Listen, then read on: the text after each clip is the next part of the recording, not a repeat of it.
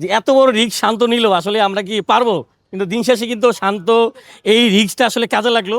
রেজন বল ছেড়ে দিল, ভাবছে যে বলটা বাইরে চলে যাবো, কিন্তু সেই বল সুইং খেয়ে আসলে স্টাম্প উড়ে গেল। রেজন পিচে তাকায় স্টাম্প নাই। মানে শান্ত সেনা জানে যে ওই পিজে পঞ্চম দিনে পিজের অবস্থা কি হয়, কিন্তু শান্ত যেটা সাহস দেখাইছে যে এই রান নিয়েও জিতা যায়, সেই কারণে আমার মনে হয় শান্তকে আমি সবচেয়ে বেশি ক্রেডিট দিব। মানে যেখানে ক্যাপ্টেন শান্ত মানে 75 ওভার হাতে রেখে 268 রানের মানে টার্গেট দিতে পারে, 9 উইকেটে আপনার 240 রান করে, সেখানে মানে অবশ্যই স্বপ্ন ছিল যে এত বড় রিস্ক শান্ত নিল, আসলে আমরা কি পারবো? কিন্তু দিন শেষে কিন্তু শান্ত এই রিস্কটা আসলে কাজে লাগলো। এমনকি ওদেরকে 100 রানে আমরা হারাইলাম, 104 রানে। এটা আসলেই শান্তর দেখতেছিলাম যে জিততে হইব যে কোনো প্রকারে, মানে এটা জয়ের একটা ক্ষুধা ছিল শান্তর ভিতরে। সেটাই দেখলাম যে মানে দুর্দান্ত সবকিছু মিলে। রেজওয়ান বারবার চেষ্টা করতেছিল কিভাবে ম্যাচটা ড্র করা যায়। একবার সে মানে প্যান খুইলা গার্ড দিয়া টাইম পাস করতেছে, আরেকবার দেখি পানি খেয়ে সময় পাস করতেছে, আরেকবার দেখি তিনি মানে আপনার ফিজিওটাকে নিয়ে টাইম পাস করতেছে। মানে একটু পর পরে ভাই, এটা কি রে ভাই, টাইম পাস করার তো জায়গা নেই, এটা চলে যাও তো, তুমি খেলা না পারো। মানে তাদের ইচ্ছে ছিল ম্যাচটা কীভাবে ড্র করা যায়।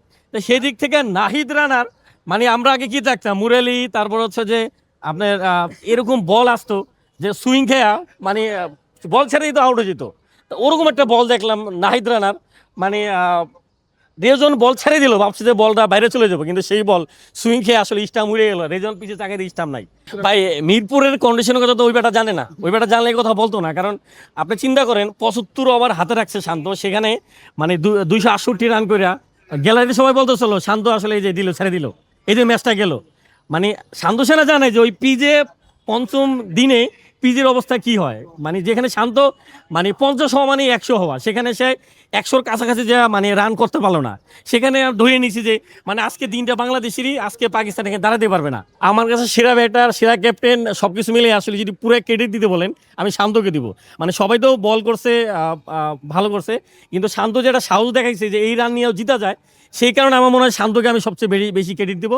মানে তার ক্যাপ্টেন্সি, তার রান, এই যে মানে অনেক সময় ক্যাপ্টেন্সি করে পেশা নিতে পারে না, অনেক খেলোয়াড়কে পেশা নিতে পারে না, সেখানে তিনি রান করলেন, ক্যাপ্টেন্সিতে ম্যাচ জিতেলেন, সব কিছুতেই আসলে দুর্দান্ত শান্ত।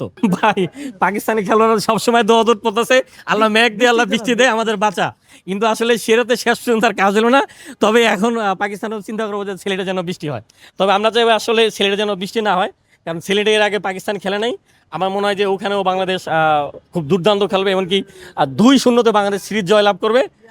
এটাই আসলে আমাদের আশা প্রত্যাশা। ভাই পিচটা নিয়ে যদি একটু বলেন আর কি, যে সবসময় পঞ্চম দিন স্পিনাররা দুর্দান্ত করে, আজকে পেসাররা ম্যাচ জিতাইলো।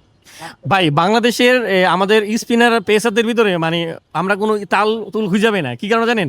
যেখানে পেস বলের উইকেট, সেখানে উইকেট নেয় স্পিনাররা, আর যেখানে স্পিন উইকেট, সেখানে পেসাররা উইকেট নেয়। তা আসলে এই মিরপুরের কন্ডিশন জীবনে কেউ বলতে পারবো না আসলে কোন কন্ডিশন। পাকিস্তান তো বলো যে কালকেটা মজা নিচ্ছে না, তো আজকে বুঝতে পারছে যে মিরপুরের ঘাঁটি আসলে বাংলাদেশের জন্য কতটা শক্তিশালী। কি বলে আবার হোয়াইট ওয়াশটা করতে পারবো? হ্যাঁ, হোয়াইট হাউস হবে, কারণ এমনিতেই পাকিস্তান কাবু হয়ে গেছে গা। অবশ্যই বাংলাদেশ 2-0-তে হোয়াইট হাউস হবে। Come on Bangladesh! পাকিস্তানের বন্ধু কি তাহলে এখন বৃষ্টি? হ্যাঁ, পাকিস্তান এখন বৃষ্টি চাইবই দেন না। মানে আমি মিজাজ খারাপ হয়েছে মাঠের ভিতরে। রেজওয়ান বেটা বারবার চাইতেছে মানে এই নাটক অভিনয় করার দরকার আছে ভাই, খেলা না পারো ভাই চলে যা। সেজন্য মানে ফিজিওটা কেনা, পানি খাওয়া, মানে বসে থাকা, এটা কোন ধরনের নাটক রে ভাই? মানে সেখান থেকে আসলে রক্ষা পেল না। শান্ত তো টানা দুইটা ইনিংসে শতক করার একটা সুযোগ ছিল। হ্যাঁ, আক্ষেপ বলতে ভাই পিচের যে কন্ডিশন, শান্ত যে লাস্ট ইনিংসে এই রানটা করছে, এটা আসলে আমার মনে হয় 200 রানের মতো ভাই, 200 রানের মতো। না হলে মানে খুবই ভালো। হ্যাঁ, কাম অন বাংলাদেশ!